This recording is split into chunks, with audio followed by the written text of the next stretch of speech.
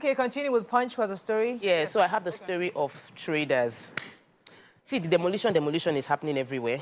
Right now, it is the turn of Oluwole Market in Lagos Island, and the traders are complaining. 169 of them have always had this key clamp kind of store, and they said they've operated peacefully and had a good relationship with the local government and the state government up until April, when they got a notice from the Lagos State Fiscal Planning Agency, that's Lagos State Building Control Agency and the Ministry of Fiscal Planning and Urban Development, and that the information they got was that they were going to be demolishing where their businesses currently operate. So they've sent a letter to the governor to say that they are seeking compensation of 3.4 billion, which is what they claim for the illegal demolition that has taken place, because they had informed the government up front that their businesses would be put in jeopardy, their livelihood would be put in jeopardy, and that it shouldn't have been demolished the way it was demolished. So the claim has been filed. They are just probably putting it in the papers to reiterate that they demand a 3.4 billion naira compensation.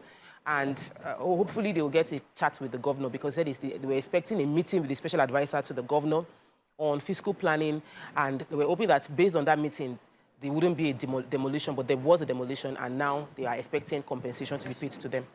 Okay. Yes, I have troops. So the acting chief of Army Staff, Lieutenant General Olufemi Oluyede, visited 8th Division of the Nigerian Army in Sokoto. This was on Sunday. This is part of his effort to combat the new terror group, Lokarawa.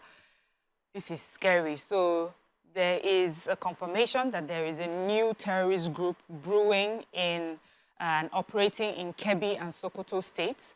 They said that this terror group is affiliated with jihadi factions in Mali and Niger, and this is raising serious security concern in the northwestern region of our country. The emergence of this group is linked to political instability in Mali and Niger, and this has fueled spread of extremist elements into Nigeria.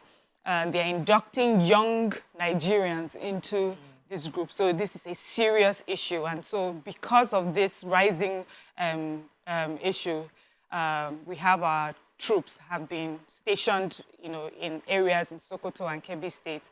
And the Chief of Army Staff said he was there to assess the troops.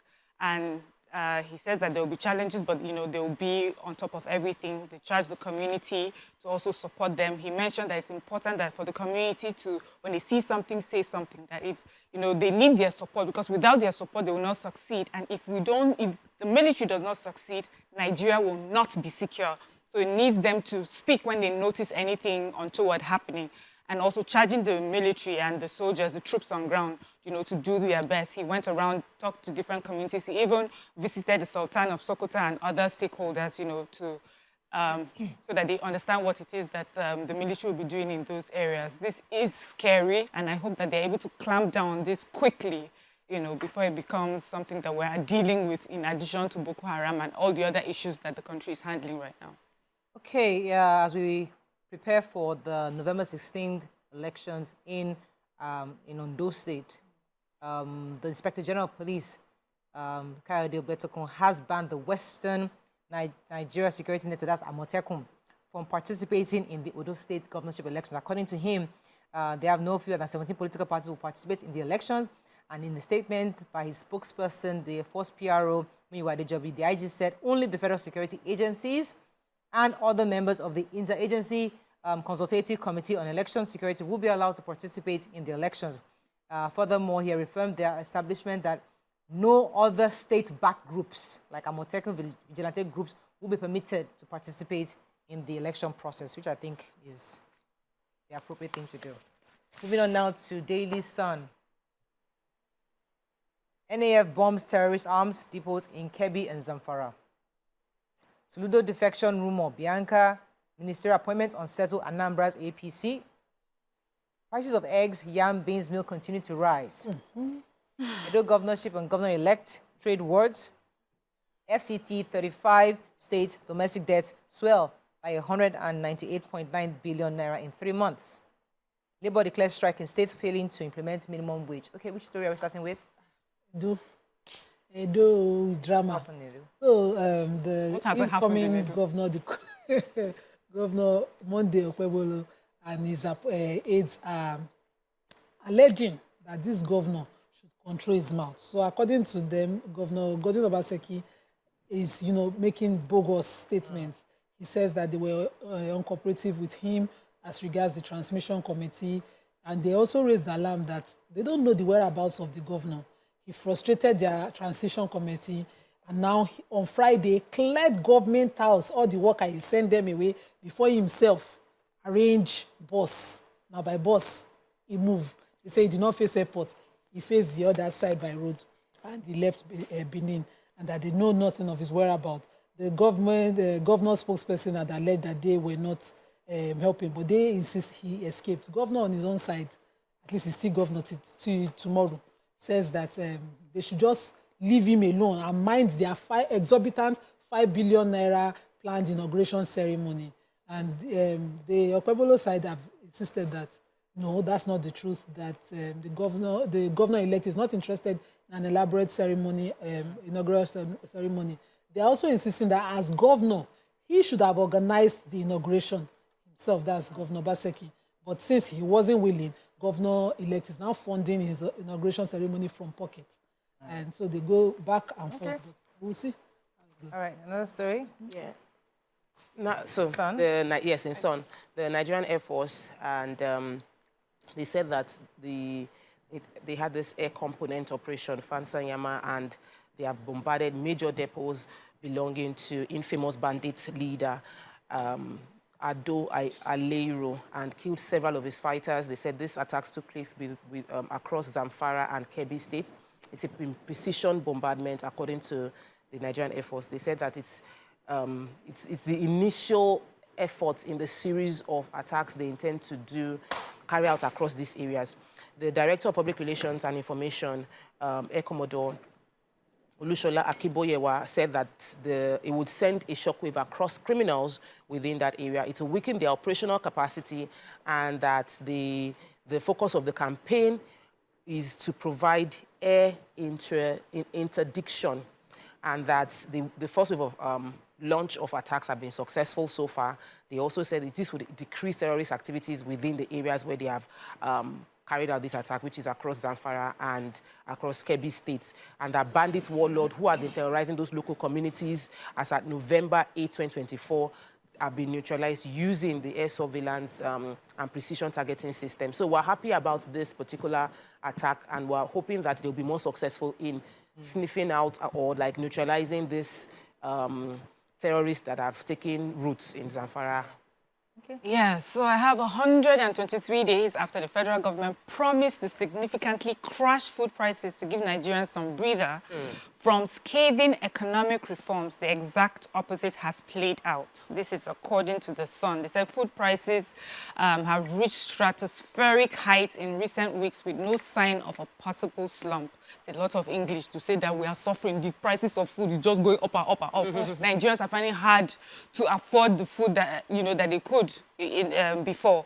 They said that government had raised Nigerians' hope, that we're going to see a 180-day window turnaround where, we have been talking about this increase in prices, but they had given us 180 days where we will see a turnaround. But unfortunately, the 180 days have passed, and instead we have even more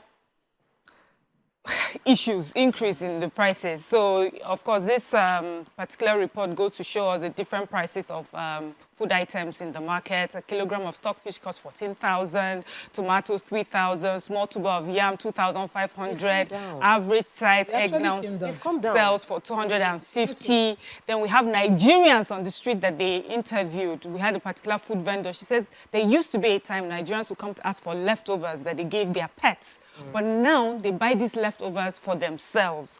They seem to be just increase in prices across board, and Nigerians are saying it is too much.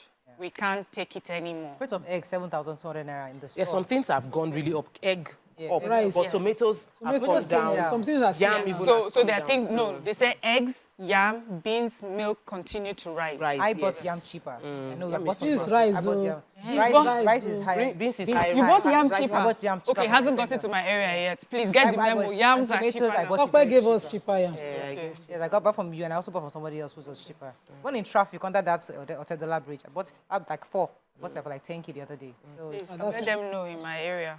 okay, Vanguard, final paper. Let's find petrol, banks loan for imports to hit 3.5 trillion. Obi can become president in 2027. Will prepare very well, says Tanko. Hunger, children scavenge for leftovers at parties and prayer houses. It's rare privilege to be Bayelsa governor, says Diri. A minimum wage NLC directs workers to defaulting states to begin strike December 1. But a judge to Sanwo-Olu, Lagos traders harassed, flogged by like criminals. Wow. And demolitions, we won't succumb to blackmail, says FCT minister. Okay. Okay, so Bode George wrote a letter. That's the former deputy national chairman of the PDP. Wrote a letter to the governor, Governor Sanwo-Olu of Lagos, an open letter where he says that he's addressing harassment of market people in Lagos. He says that there's apart from the multiple levies that is being pushed on Lagos market people, he says they are being harassed and flogged like criminals. According to him, he says, I bring to your notice the plight of many traders in Lagos State. Lagos is supposed to be the center of excellence. I'm not reading verbatim, but this is not the way the traders are treated is not excellent in any way. He said apart from lamenting the multiple levies, they are being flogged like criminals. In Lagos, some of the traders and workers are doing this due to the harsh and hostile economy in the land, and they stay on the roadside where they pay government officials daily.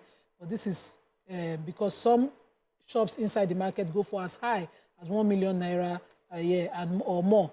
And he said in the 21st century, it is an act of wickedness for government officials to be treating street traders like bandits and terrorists in Lagos.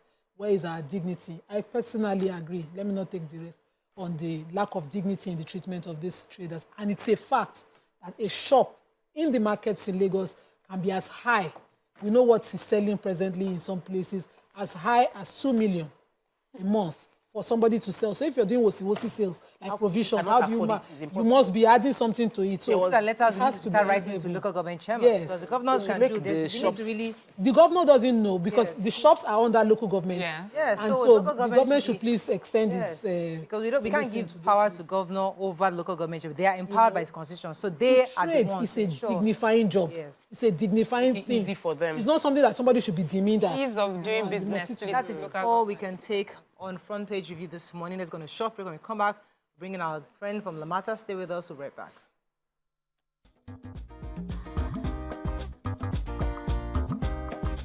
Stay tuned.